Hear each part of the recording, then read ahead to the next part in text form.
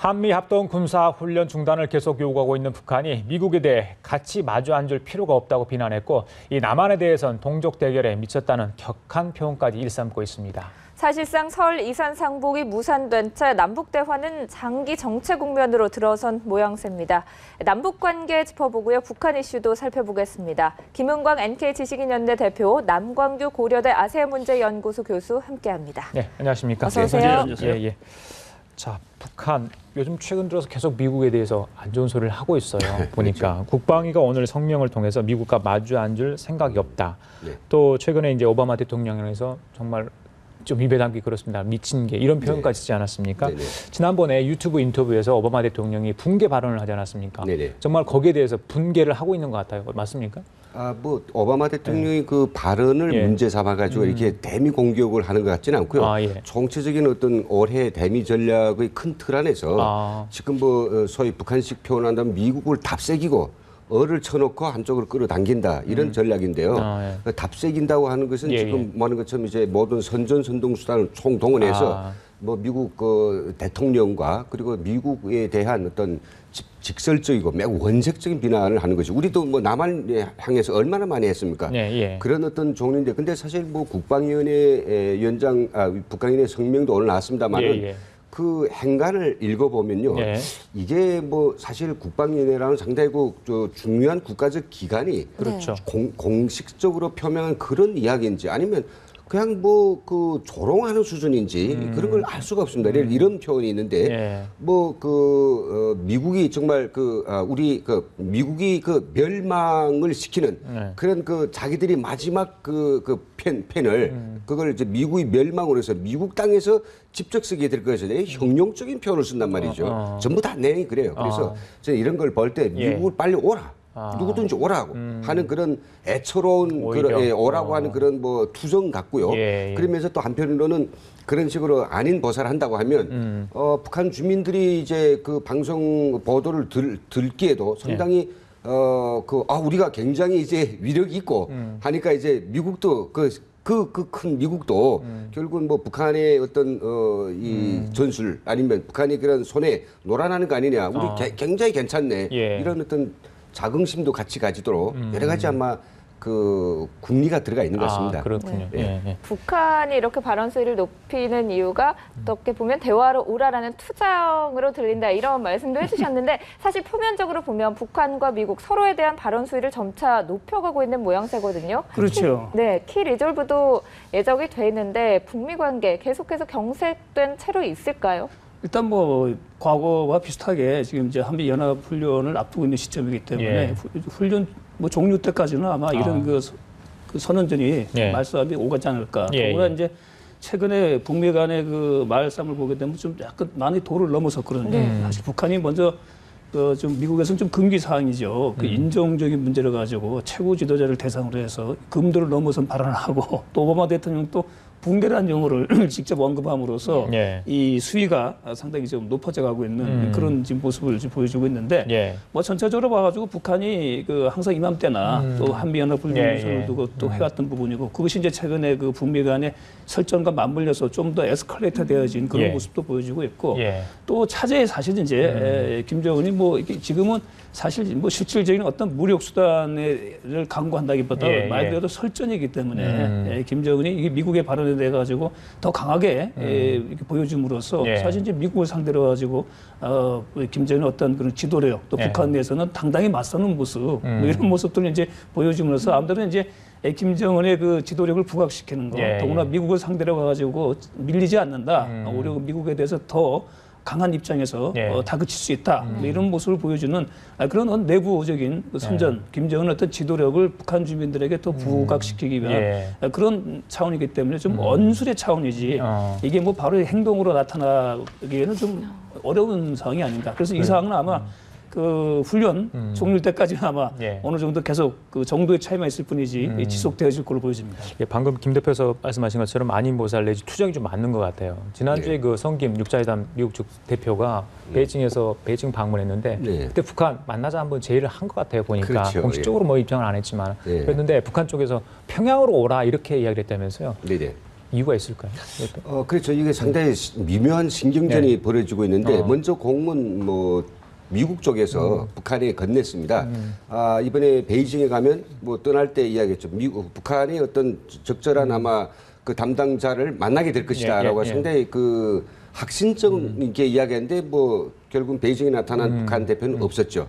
그래서 이제 그 말이 오가면서 북한은 평양으로 오라는 건데 그 평양으로 오라 미국이 요구하는 것은 평양이 아닙니다. 미국이 요구하는 것은 베이징 됐던 다른 제3국인 것 같고요. 그렇지만 이제 미국이 지난 시기에 성김 대표가 북한에 안 가본 사람도 아니고 또 그것이 사실 적절하다라고 하면 미국이 아마 성김 대표가 그 북한에 갈 수도 있죠. 근데 여기서 이제 중요하게 이제 미국이 판단하는 기체는 끌려가는 거는 안 하려고 하는 거거든요. 왜냐하면 지금 상당히 우려할 만한 수준의 그런 첩보들이 좀 국제사회를 긴장시키고 있습니다.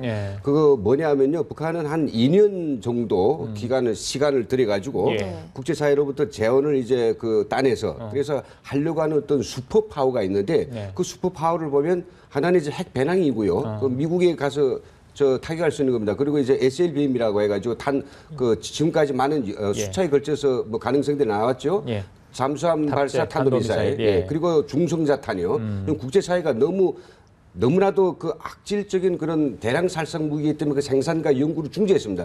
그 북한, 미국이나. 그리고 나머지는 뭐냐면 도시 파괴할 수 있는 사이버 공격이거든요. 이 네 가지에 대한 첩보들이 어느 정도 이제 좀 약간 확인되면서 그런 북한하고 맹목적으로 손을 잡고 북한하고 거래를 한다? 이런 건 아닐 것 같고요. 하지만 저걸 알려면 저기 그 범위 굴에 가봐야 되니까 범을 잡으려면 그런 의도도 있을 것 같아가지고 조만간에 좀 갈 수도 있지 않을까 이런 또 생각도 좀 해봅니다. 그래요. 교수님께서 방금 전에 이제 3월 한미 연합 합동 군사 훈련에 그때까지는 계속해서 북한이 어떤 그런 발언을 할 거다 이런 말씀을 해주셨는데 자 그렇다면 최근에 이제 과연 어떤 식으로 도발을 할 것인가 이런 문제가 있어요. 미국 국방정보국 스튜어트 국장인데 어제 북한이 추가 핵실험을 할 수도 있다. 또 이런 이야기를 했어요. 자꾸 이게 나오다 보니까 정말 어떤 유형의 도발을 할지 걱정이 좀 되는 부분이 있거든요. 그 부분은 지금 좀 북한 입장에서는 쉽사리 무력 도발을 하기가 좀 어려운 상황이 왜냐하면 지금 이제 북한이 고립을 탈피하는 수단에서 외교적 수단을 좀 강구하고 있지 않습니까? 지금 러시아로 방문하겠다라고 하는 그런 상황이기 때문에 여기서 만약에 핵실험을 한다거나 장거리 미사일을 발사하게 되면은 이 자체가 흐트러질 수 있기 때문에 지금까지 나오는 거는 어디까지나 북한의 과거 행태를 보게 되면은 발언의 수위가 높아지면은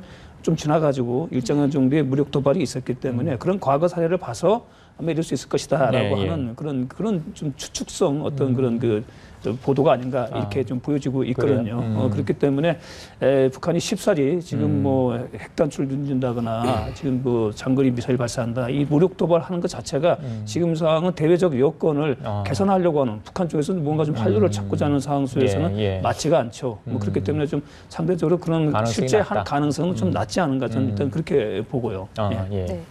북미 관계는 좀 경색되어 있는 상황인데 우리 정부는 이와는 별개로 남북 대화는 이어가겠다 이렇게 밝히기도 했거든요.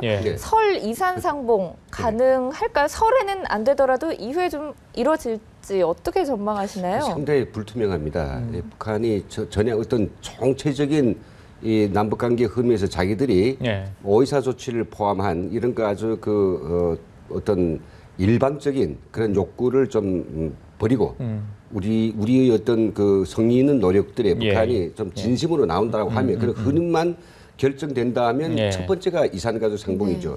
모두가 바라는 거니까. 근데 그 자체가 지금 남북 대화에 북한이 진정으로 바라는 것이 도대체 무엇인지 하려고 하는 건지 아니면 그런 우리가 남북 관계를 우리는 해결하기 위해서 노력하고 있다는 걸 국제사회에 그런 빛깔만 내자는 건지 그런 것들이 지금 아직 대단히 불투명하거든요.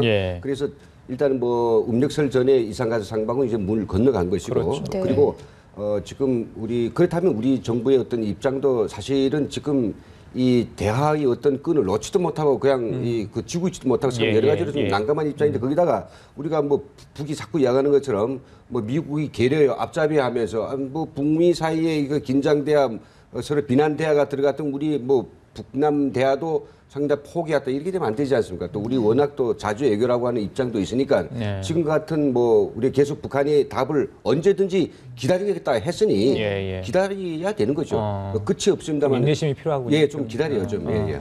그 어떤 대화가 되려면 계기가 만들어져야 되는데 지금까지는 평행선인 것 같습니다. 네. 이런 국면이 뭐 장기화될 거라고 보시나요? 그래서 이제 이산가족 정도는 북한 입장에서 한 번 정도는 좀 활용할 수 있는 카드가 아닌가 저는 이제 그렇게 생각을 했거든요. 그래서 왜냐하면 이제 우리 정부는 지금 이제 명분이 필요하기 때문에 이산가족 상봉을 한 번이라도 이루어지게 되면은 그 명분을 바탕으로 해서 뭐 북한이 요구하는 상황이 돼가지고 좀 탄력적으로 하겠다라는 입장이거든요. 사실 드러난 것이. 그렇기 때문에 북한이 뭐 선심 쓰는 양 하면서 한번 하게 되면은 그다음에 북한이 자기의 주장을 계속 우리에게 내놓을 수 있는 기회가 만들어질 수 있거든요. 뭐 그렇기 때문에 아마 2월달 한 번 정도는 가능하지 않겠는가 이렇게 좀 예상을 했는데 지금 보니까 좀 어려워지는 상황인데 그렇다고 가지고 우리가 뭐 접어들 수 없는 게 좀 지나도 가능하니까 뭐 작년에도 아마 좀 그 서울을 좀 지나서 그때 좀 이산가족 상봉이 이루어졌던 것 같아요. 그러니까 꼭 뭐 우리가 서울을 전후해가지고 이산가족이 이루어져야 된다는 그런 법은 없으니까 뭐 3월달 될 수도 있는 거고 더 길게 보게 되면 일단 북한이 항상 얘기하듯이 군사훈련이 끝나는 시점에서 한번 또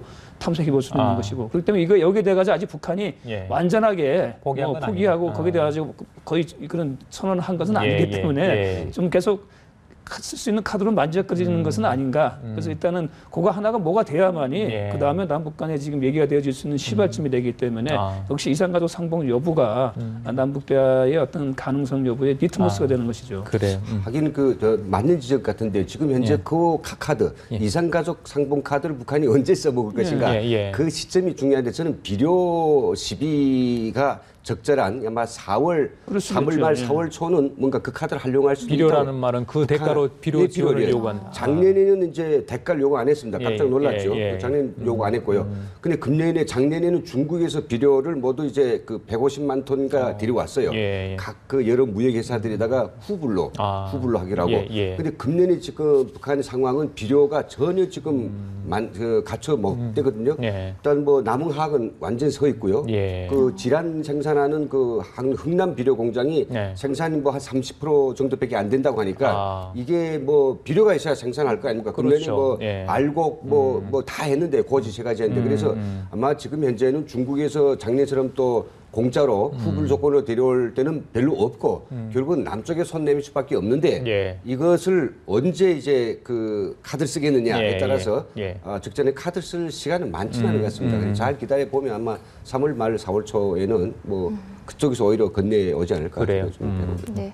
날씨가 좀 따뜻해져야 남북 관계도 풀리지 않을까 생각이 듭니다. 자, 이제 북한 내부 얘기를 좀 해보겠습니다. 대표님, 보니까 북한의 식단이 50년 전이나 지금이나 크게 달라진 게 없다고 하거든요. 북한의 식량난 어떤 상황인가요? 식량난보다도 이거는 지금 뭐냐면 북한 주민들이 일상의 어떤 영양 섭취에 관한 문제인데요. 그러니까 열량으로 표현하더라고요. 킬로칼로리인가. 근데 저는 킬로칼로리 잘 계산이 잘 안 됩니다. 다만 지금 상상을 해보면 뭐 요즘 어떤 한 그 통신사의 표현에 따르면 뭐 2103 킬로칼로리 정도다. 이 1961년도 수준이라고 하는데 저는 60년생이니까 뭐 어린 시절에 제가 어떻게 먹었는지는 잘 떠오른다. 그러나 제 어린 시절에 그 식단에 올랐던 그 찬이나 그 밥하고 지금하고 비교해 보면요, 그때는 좀 잘 살았기 시작했던 때입니다. 60년도면요, 고기도 있고 뭐 그다음 주민들이 어떤 식단이 괜찮을 때거든요. 지금은 그렇지는 않습니다. 그러나 예전에 모든 사람들이 다 똑같은 식단을 그 받아 안았다면 지금 뭔가 시장에서 많이 번 사람은 푸짐하게 시장에서 아무것도 못 본 사람은 맹물 맨죽 놓고 있기 때문에 분진할 수 없는데 이 비슷한 이야기도 나지 않을까. 그럼 여기서 우리가 그냥 북한의 평범한 주민이면 평범한 가정이라면 도대체 아침상을 뭘 차려서 먹을까. 대체로 보면요, 김치가 하나 있고 밥은 잡곡입니다. 잡곡이 뭐 그냥 집마다 좀 다르겠지만 입살대 잡곡이 55% 50대도 못 들어간 거죠. 우리는 잡곡 먹는 건 돈 있어야 잡곡 먹지 않습니까? 저기는 뭡니까? 돈 있어야 이 흰밥을 먹는 거죠. 그리고 김치가 있고 그리고 뭐 나물 가지고 뭐 한 반찬 정도 한 3가지 정도 고기는 없고요. 고기는 명절만 먹는 거죠. 그 정도 식단이면 이게 1000칼로리도 안 되지 않을까 싶은데요. 그래요. 자, 오늘이 입춘인데요, 대표님. 그 춘궁기 있잖아요. 그게 곧 되는 거 아닌가요? 사실은. 그렇죠. 그때 어떻게 주민들이 연명을 합니까? 굉장히 어려운 시기라고 저희들이 알고 지금 있는데. 제일 지금이 그렇습니까? 예, 참고 좀 그래도 분배받고 좀 보관했던 건 다 드러나는데 그러면 이 층공기를 겨는 건 도시 주민들은 전혀 관계 없는데 바로 농촌 주민들이죠. 농촌 주민들은 분배를 1년에 콱 받아놓습니다. 그걸 아껴서 겨울까지 먹어야 되는데 새 농사철까지. 그런데 그걸 조절 못하면 결국은 이제부터 이 쌀을 꾸러 다녀야 되겠죠. 그래서 정말 아직은 2월이 됐는데 2월 이제 좀 금방 들어섰는데 이달 말부터 3월 한 달 4월 초까지는 이 춘공기입니다. 이때 할 수 없이 농민들이 먹어야 뭐 농사 지을라 이제 나오니까 밭도 갈고 뭐 모판도 준비하고 그래서 이때는 북한 당국이 할 수 없이 그렇게 이제 국가 보조미를 좀 풀어가지고 일할라 나오는 사람들만 주는 이런 노름도 하긴 합니다만은 식량 사상 가장 어려운 거죠. 그래 좀 어렵다는 거 뭐 이렇게 알려진 사실이고 교수님 그 우리 흔히 북한 경제 이야기할 때. 그 북한 위성 사진으로 봤을 때 북한 즉 야경 사진 있잖아요. 위성에 나타난. 그건 좀 깜깜하잖아요. 저희들은 그렇지 않는데 그걸 보고 많이 이야기하지 않습니까? 그런데 어제 북한에서 이 컴컴한 북한의 위성 사진을 보고 사진만 보고 판단하지 마라. 또 사회의 본질은 현란한 불빛에 있는 것이 아니다. 이런 이야기를 했어요. 뭐 자기들 분명히 이제 치부를 드러낸 건 아닌가 이런 생각을 해보는데 어떻게 보셨어요? 네, 그 사실 위성 사진이 너무 상징적으로 극명하게 보여주기 때문에 그 쉽게 누가 보더라도 북한의 상황 이런 걸 알 수 있는 것이죠. 북한이 거기에 대해서 나온 거는 뭐 수사적인 뭐 자기 만족이죠. 뭐 그러면서 뭐 북한 주민들이 어떤 그 북한 사회가 표방하고 있는 뭐 그들이 흔히 얘기하는 뭐 평등 사회 또 외부적으로 자랑하고 있는 모든 것이 갖춰졌다. 뭐 이런 어떤 자기 만족적인 평가이기 때문에 뭐 그걸 우리가 객관적으로 북한이 뭐 경제적으로 낫다 이렇게 얘기할 수는 없는 것이죠. 그런데 그 최근에 그 상황을 좀 보게 되면 북한이 그리고 이제 국가 경제가 사실은 좀 시장 경제에 좀 약간 쓸려가는 것이 아닌가. 뭐 우리가 여러 가지 변화가 많이 나타나고 있는데 지금 뭐 어찌 보게 되면 이제 예를 들어서 한 2009년도인가에 화폐 개혁을 한번 한 적이 있죠, 북한이. 그 당시에 이제 시장으로 흘러 들어간 돈을 가지고 국가가 좀 뭔가 좀 활용하기 위해 가지고 화폐 개혁을 했다가 실패를 했는데 최근에는 이제 여러 가지 그런 시장적인 흐름에 대해 가지고 좀 반감하는 그런 모습을 보여주고 있거든요. 또 뭐 오늘 보도를 보니까 심지어는 이제 신용카드로 쓸 수 있게끔 한다라고 하는 이런 보도가 나오는 걸 봐가지고는 이제 자연 발생적으로 확산되고 있는 시장 그걸 통해서 형성되어진 소위 말해서 가진 자들, 돈이 있는 사람들 현금을 가지고 아마 시장 경제를 좀 있는 북한 내에서 돌아가는 시장 메커니즘을 활용해가지고 국가가 좀 이렇게 좀 가져가려고 하는 것이 아닌지. 그래서 과거에 이제 외부에서 들어왔을 때 그걸 통해 가지고 북한이 뭐 현금을 확보했는데 그게 떨어지니까 자생적으로 나타나고 있는 북한 내부의 시장 메커니즘을 활용해서 국가가 아마 거기서 좀 뭔가 필요한 현금을 좀 가지려고 하는 것이 아닌가 뭐 그런 의미도 볼 수 있고 그래요. 아까 말한 경제, 뭐 전력 문제라는 것은 뭐 북한이 얘기하는 자기 만족이지. 그거 우리가 뭐 누가 보더라도 그 위상사진 보게 되면 극명하게 남과 북의 차이가 아주 두드러지게 드러나는 대표님 거죠. 지금 저희들이 사진 보여드리고 있는데 북한 쪽이 거의 깜깜해요. 평양을 제외하고는 거의 깜깜한 것 같고요. 그다음 저기 중국 있잖아요. 국경선. 그쪽은 좀 괜찮아 보여요. 밝지 않습니까?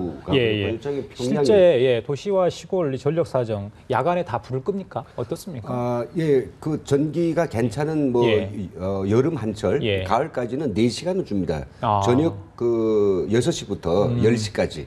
또 텔레비전을 봐야 사상 선전을 하거든요. 근데 이 갈수기, 이 물이 없이 지금 현재 갈수기인데 또 농사 지어야 되니까 물 안 내보낸단 말이죠. 이때는 거의나 전기를 못 주죠. 그리고 지금 전기를 줬다가는 이 겨울에 전기를 주면 다들 사람들이 뭐 그 어떻게 결과가 뭐 어떻게 되든지 일단 잠을 자야 되니까 추우니까 다 전기에다 연결해서 뭐 전기 난방, 전기 하다못해 이게 전기 전구라도 덧해서 자거든요. 그래서 전기 아예 잘라버립니다. 그러면 어떻게 생활을 하는 거예요? 잠깐만. 그러니까 그냥 고난이 참고 있죠. 고난의 행군 추워도 참고 어두워도 참고요. 먹질 못해서 고난의 행군했지만 지금 전기를 못 써서 전기 고난의 행군을 하고 있다고 표현할 수 있죠. 네.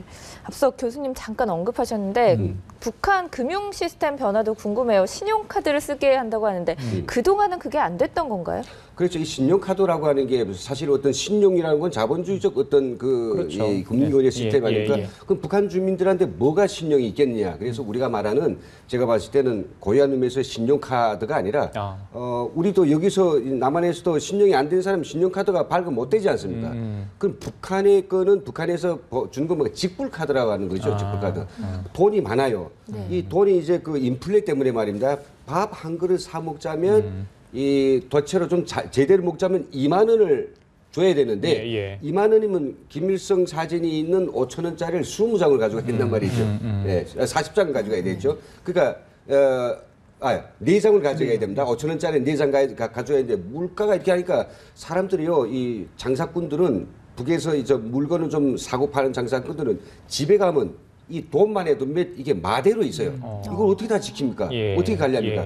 이런 사람들이 정 불편하면 결국 국가가 개인들이 있는 화폐를 돌려서 유용하게 쓰자는 거죠.